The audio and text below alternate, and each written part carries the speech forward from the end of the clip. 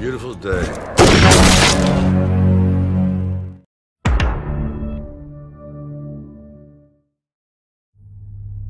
Film diawali dengan diperlihatkannya keadaan sebuah penjara di Colorado yang bernama penjara Benwater.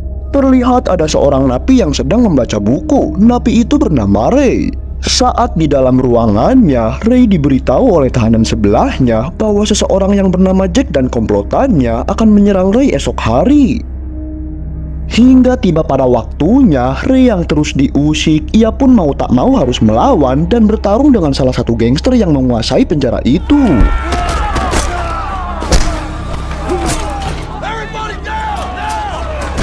Ray pun terpaksa dijebloskan ke dalam ruangan isolasi akibat keributannya tadi. Saat dibawa menuju ruang isolasi, Ray terus memperhatikan setiap sudut ruangan yang ia lewati.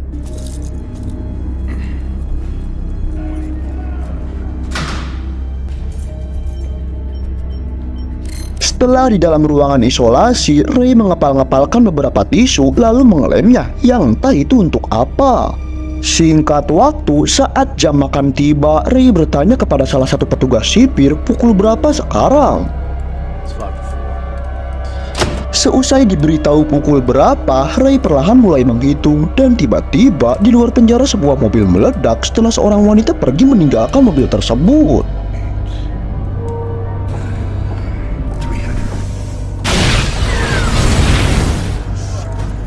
Dengan begitu, para penjaga pun dengan cepat menutup setiap akses pintu penjara karena ditakutkan para napi akan kabur dengan memanfaatkan situasi kemelut tersebut. Tetapi tak diduga Ray berhasil kabur setelah dia berpura-pura menyamar sebagai salah satu anggota pemadam kebakaran. Kemudian Ray pun dijemput oleh rekannya, termasuk wanita yang meledakkan mobilnya tadi. Wanita itu bernama Rose dan rekannya yang satu lagi bernama Jawir. Setelah berhasil menjauh dari penjara, Ray diturunkan di pinggir jalan untuk menelepon seseorang. Namun tak lama, para aparat pun berdatangan setelah mengetahui keberadaan Ray lalu langsung menangkapnya.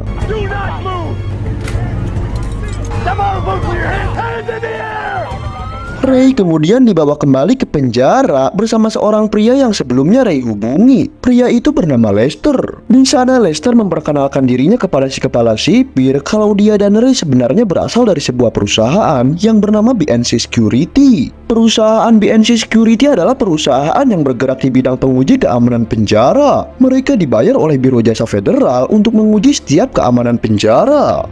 Mendengar pengakuan itu, si kepala sipir pun bertanya kepada Ray bagaimana dia bisa meloloskan dirinya tadi. Ray menjawab dan memberitahu 3 hal tentang caranya untuk meloloskan diri. Hal yang pertama, Ray sudah mengetahui tata ruang penjara. Yang kedua, mengetahui rutinitas dan aktivitas di dalam penjara. Lalu yang ketiga, Ray mendapat bantuan dari pihak luar ataupun dalam.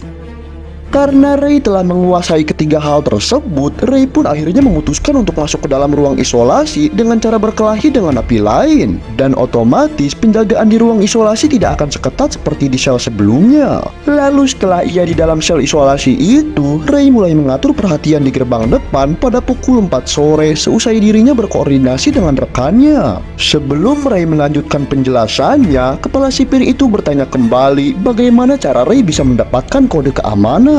Ray menjawab kalau ia telah diam-diam mengambil wadah kotak susu milik si ketua sipir yang kemudian ia manfaatkan karena di dalam kotak susu itu terdapat sebuah plastik transparan. Lalu Ray menempelkan plastik transparan tersebut di tombol ketik keamanan hingga akhirnya ia bisa mengetahui 4 nomor kode keamanan itu yang Ray contek dari si penjaga sipir yang sidik jarinya membekas di plastik transparan itu. Setelah mengetahui kode tersebut, Ray tinggal menunggu pertunjukan berlangsung yang dilakukan oleh rekannya dan keluar dari penjara sebagai pemadam kebakaran. Dan tisu yang sebelumnya Ray kepal-kepal itu ia gunakan untuk mengganjal slot pintu agar pintunya tidak terkunci dan otomatis Ray bisa memasukkan kode keamanannya.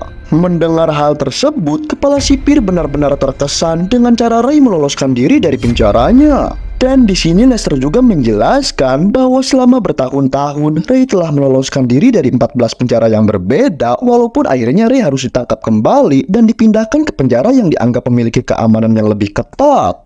Berkat backingannya yang sangat kuat, akhirnya pekerjaan Ray di penjara itu pun telah selesai dan dia pun langsung kembali ke kantor perusahaannya. Setelah berada di ruangan kantornya, tak lama Rose memberitahu Ray bahwa sebentar lagi akan ada rapat bersama salah satu kliennya. Singkat waktu, saat masuk ruangan rapat, di situ ada seorang wanita yang bernama Jessica. Jessica yang sudah mengetahui profil Ray, ia merasa sangat kagum dengan pekerjaan yang Ray lakukan, termasuk karya buku-buku miliknya. Di sana Jessica mengatakan keinginannya untuk menyewa Ray agar menguji sebuah penjara dengan sistem keamanan yang dijamin tidak akan ada satu orang pun yang berhasil membobolnya. Bahkan penjara itu tidak pernah diketahui di mana keberadaannya, dan napi-napi yang dipenjara di sana pun tidak tahu lokasi di mana penjara yang mereka tempati tersebut. Dengan bayaran 2 kali lipat dari biasanya, di sini Lester sebagai CEO perusahaan BNC sangat menyetujui pekerjaan yang Jessica tawarkan kepada mereka. Karena dinilainya cukup menarik, Ray bertanya kapan pekerjaan ini akan berlangsung. Jessica menjawab kalau pekerjaan tersebut langsung dimulai hari ini, dan nanti Ray akan dijemput oleh agen mereka. Dengan begitu, Ray pun langsung bersiap-siap menyiapkan protokol keamanan perusahaan. Ray akan menyamarkan identitasnya dengan menggunakan profil bernama Anthony Portos yang berasal dari Madrid yang dibesarkan di Amerika. Setelah semuanya siap, Ray pun ditanamkan chip pelacak, kemudian dia langsung pergi menuju ke tepi jalan. Dan tiba-tiba, saat Ray tersadar, ia telah berada di sebuah penjara yang tidak pernah dia lihat sebelumnya. Seperti biasa, saat pertama kali dia tiba di suatu penjara, Ray selalu meneliti tata ruang penjara tersebut. Kemudian Ray dibawa ke sebuah ruangan untuk diperiksa. Di sana dia disambut oleh direktur sekaligus arsitektur dari penjara tersebut yang bernama Willard. Willard mengatakan bahwa penjara ini adalah penjara berskala internasional. Pada saat Ray akan dibawa ke blok selnya, di waktu yang sama juga ada segerombolan napi yang menghampiri Ray. Ketika Ray sedang memperhatikan sekitarnya, segerombolan napi itu menyebut Ray sebagai ikan segar. Lantas Ray pun langsung menghajar salah satu napi itu. Setelah Ray mendaratkan satu bogeman, seorang napi tiba-tiba meminta semua orang berhenti. Napi itu mengajak Ray untuk menjadi temannya dan memperkenalkan dirinya yang bernama Meyer. Namun Ray tidak mau bersalaman dengan napi tersebut karena Ray tidak bisa percaya begitu saja pada seseorang yang baru saja dia temui. Sepertinya Meyer telah mengetahui siapa Ray sebenarnya, walaupun Ray sudah mengganti profilnya sebagai Anthony Portos. Hari demi hari, Ray mulai terlihat dekat dengan Meyer yang selalu berusaha mendekatinya.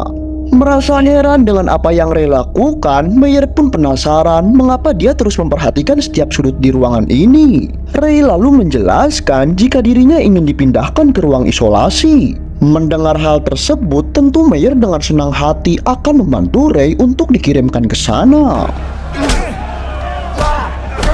Try this. Come on. All right.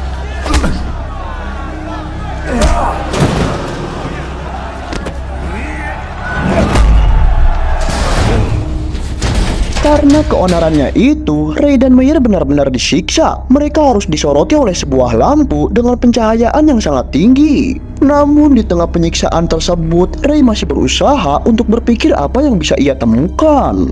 Setelah dirasa sudah cukup, mereka pun akhirnya dikeluarkan dari ruang isolasi tersebut.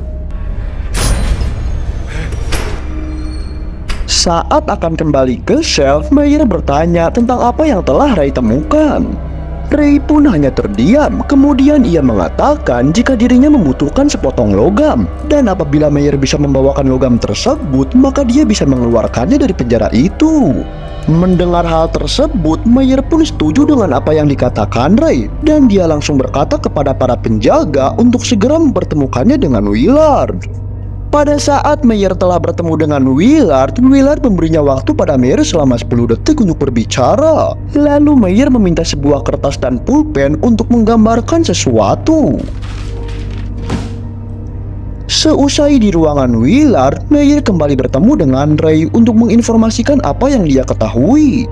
Di sana Meyer bertanya apa profesi Ray sebelum Ray masuk ke penjara ini. Ray menjawab kalau ia merupakan seorang pembawa penjara. Selama hidupnya ia telah sering keluar masuk penjara federal. Namun kali ini ia disewa bukan untuk membawa penjara, melainkan untuk dibungkam dan dikubur. Karena sistem penjara ini yang dinilai sangat aneh. Kemudian Ray mengajak Meyer untuk merencanakan aksi kabur. Di sini Ray memberitahunya tentang 3 hal, yaitu tata ruang, rutinitas, serta bantuan dari luar dan dalam. Ray juga memberitahu tentang beberapa akses yang mungkin bisa membawa mereka ke permukaan, termasuk ruang isolasi. Ray menjelaskan kalau mereka harus kembali ke ruang isolasi untuk memeriksa ruangan rahasia yang berada di bawah ruangan. Karena Ray memiliki rencana untuk memfokuskan cahaya lampu ke baut aluminium yang terkait pada lantai ruang isolasi tersebut. Dan nantinya dia bisa membuat baut tersebut memuai dan terlepas dari posisi kelingnya.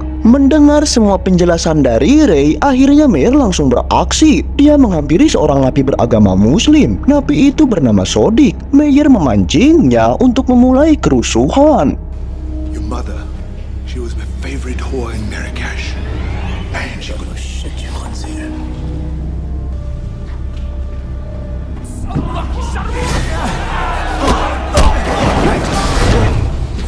Pada saat mereka berada di ruang isolasi, Meyer bertugas sebagai pengalih fokus kamera di saat Ray berusaha membuka baut aluminium tersebut. Meyer terus-menerus ngoceh ke kamera sehingga para pengawas pun terhipnotis selalu memperhatikan tingkah Meyer.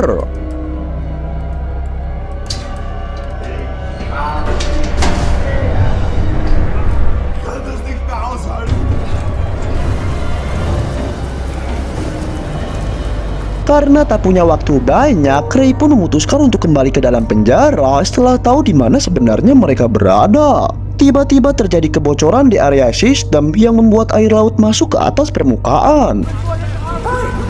Beruntungnya saat kejadian itu Ray telah tiba di ruang isolasi dan langsung dibawa keluar.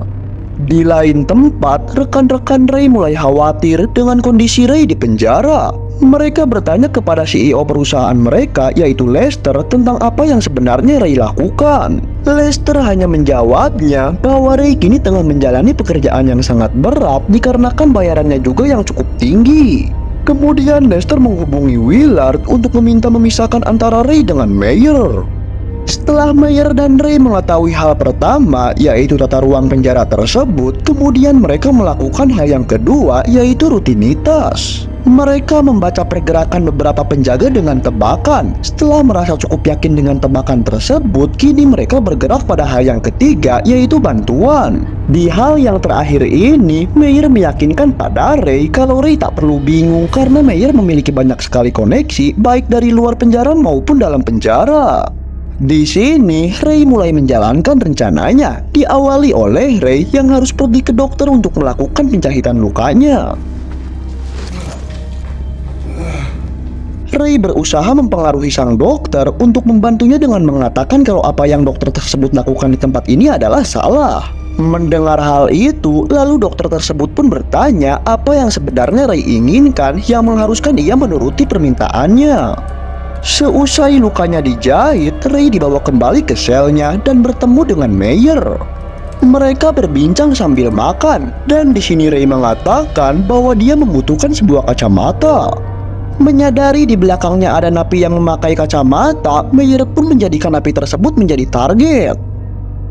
Singkat waktu, di keesokan harinya, terlihat si napi yang kemarin berkacamata itu kini sudah tak lagi menggunakan kacamata. Juga sudah babak belur dan terdapat lebam di matanya. Karena napi tersebut sudah disiksa oleh Meyer untuk diambil kacamatanya. Kacamata itu Ray gunakan untuk dijadikan sebagai alat pengukur derajat.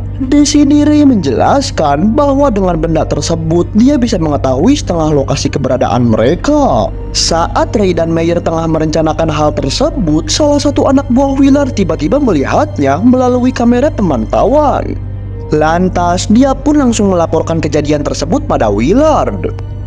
Willard lalu mendatangi Ray dan mengatakan bahwa mulai hari ini Ray tidak diperbolehkan berinteraksi dengan Meyer lagi karena orang-orang yang membayarnya menginginkan Ray tinggal di penjara selamanya. Mendengar hal itu, Ray mencoba untuk bernegosiasi. Dia mengatakan bahwa dirinya akan menangkap Victor Mannheim bersama dengan jaringannya, dengan syarat Willard harus memberitahu lokasi keberadaan penjara ini serta mengeluarkannya, juga membiarkan dirinya untuk bisa berinteraksi dengan Mayer. Setelah negosiasi itu, Ray kembali bertemu dengan Mayer dan memberitahunya tentang rencananya bersama Willard. Ray meminta Mayer untuk meyakinkan Sodik agar menggunakan alat pengukur derajat supaya mereka bisa mengetahui keberadaannya saat ini. Awalnya Mayer sedikit ragu karena sebelumnya Mayer pernah membuat masalah dengan Sodik. Namun pada akhirnya Mayer berhasil meyakinkan Sodik dengan mengajaknya kabur bersama. You want to get out? Akhirnya Sodik dibawa ke ruangan Willard. Di sini Sodik mengatakan pada Willard kalau dirinya mengetahui rencana pelarian Ray. Namun sebelum memberitahu hal tersebut, Sodik meminta sebuah persyaratan kepada Willard, yaitu dia ingin beribadah bersama teman-teman muslimnya dan meminta Willard menunjukkan arah kiblat. Today? Setelah Sodik mendapatkan informasi dari Willard, ia langsung memberikan alat pengukur derajat itu kepada Ray dan Mayer. Ray memperkirakan garis bujur, posisi angin, situasi cuaca, serta pergerakan air. Setelah semuanya dipertimbangkan, Ray memperkirakan bahwa kini mereka berada di lepas pantai Maroko. Ray kemudian kembali mendatangi sang dokter dan memintanya untuk membaca salah satu bab di dalam buku karyanya yang berada di ruangan Willard, karena buku itu sebelumnya dirampas oleh Willard. Setelah membacanya, si dokter langsung menyuruh penjaga sipir untuk membawa Ray ke kliniknya. Di sini si dokter memberitahu bahwa dia telah membaca buku tersebut dan kini dia bertanya apa yang Ray butuhkan. Setelah bertemu dengan sang dokter, Ray langsung menemui Mayer dan memberitahu jika sang dokter telah sepakat. Setelah semua persiapan selesai, kini mereka hendak melancarkan rencananya. Akan tetapi, Willard tiba-tiba mengetahui rencana tersebut setelah dia melihat rekaman CCTV yang memperlihatkan Ray sedang berbicara dengan seorang napi yang berada di Blok C. Untuk melancarkan aksinya itu, Ray membutuhkan pengalihan di Blok A untuk memecahkan suasana dan mengalihkan para petugas pada Blok A. Sodik yang ahli dalam bidang tersebut lalu dengan nyali besarnya menantang seorang pria berbadan gempal untuk membuat kerusuhan di Blok A.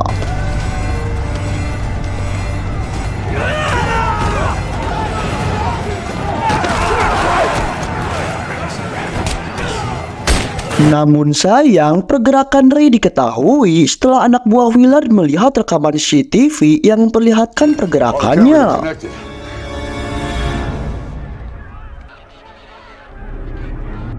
Dengan begitu, Willard langsung mengerahkan para anak buahnya untuk menghentikan pergerakan mereka.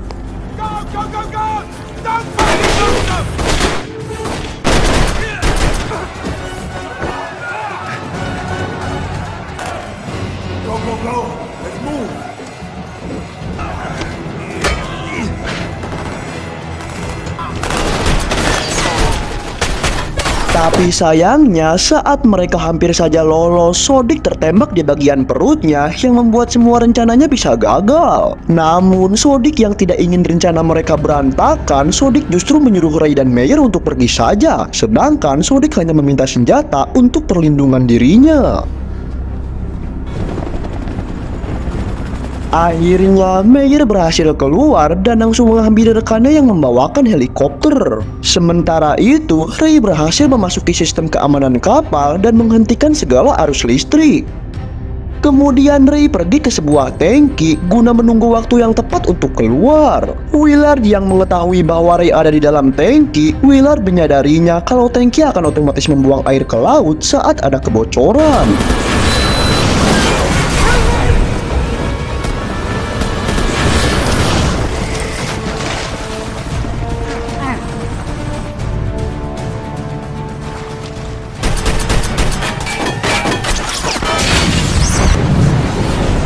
Setelah melawan semua kemelut, mereka berdua pun akhirnya berhasil kabur dan tiba di daratan pantai Maroko.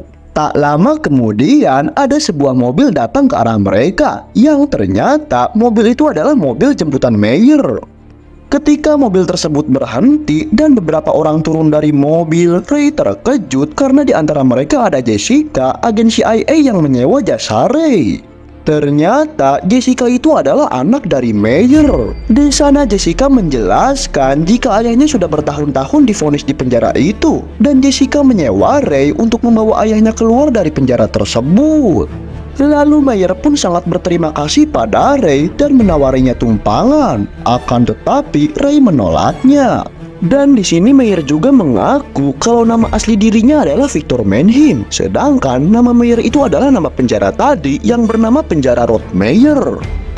Singkat waktu, beberapa saat setelahnya, Ray kini sudah kembali ke perusahaannya. Di sana rekannya menjelaskan bahwa Lester kini sudah bukan CEO perusahaan mereka lagi. Lester berpaling dari perusahaan BNC Security setelah mendapat tawaran yang lebih menggiurkan menjadi CEO di sebuah perusahaan yang lain. Itulah alasan mengapa dirinya membiarkan Ray pergi ke penjara tersebut dan menginginkan Ray di penjara selamanya karena uang bayaran 2 kali lipat yang sudah dibayarkan oleh Jessica digondol semua oleh Lester.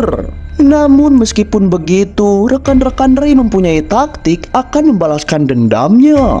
Di sisi lain, terlihat Lester berpakaian rapi yang hendak pergi ke suatu tempat. Saat Lester masuk ke mobilnya, tiba-tiba Jawir sudah ada di dalam dan langsung membius Lester.